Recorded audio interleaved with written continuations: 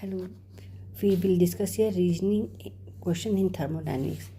Case 1, if delta H is positive and delta S is positive, what will be when delta G will be negative? Find when it will be a spontaneous reaction. So formula is delta G is equal to delta H minus T delta S.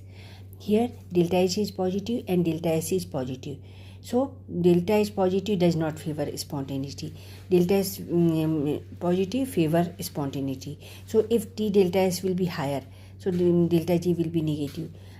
So although delta H is positive, but still reaction will be going on and spontaneous reaction will be there if T delta S is greater. That value of minus T delta S is more, minus T delta S is more than delta H. Okay. So this minus term is more, that is why delta G will be negative.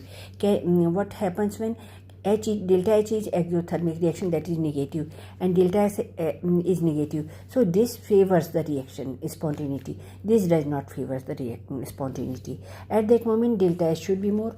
Okay, because if it will be more, then minus minus plus sign will be there, so this value will be more. So the reaction means at that time temperature will decide.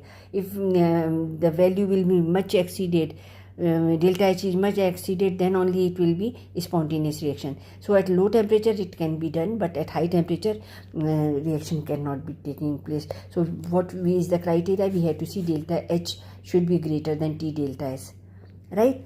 That is the criteria. If this is more, so irrespective of T delta S value, we will see that if it is more than T delta S, so delta G will be negative. If suppose T is very high and this exceeds than delta H, then the reaction will never take place, delta G will be positive.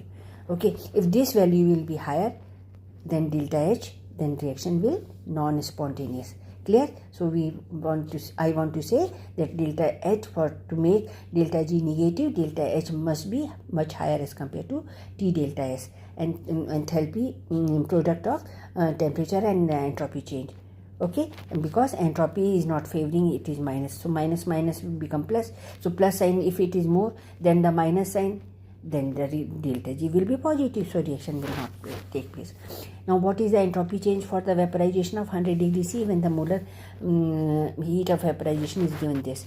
So delta S vaporization is equal to this formula, delta H vaporization by boiling point, put the value, get the answer. Okay, so answer 26 calorie per mole will be the answer. Okay, I solved it and then we'll find out that this is the answer. So this is the formula for the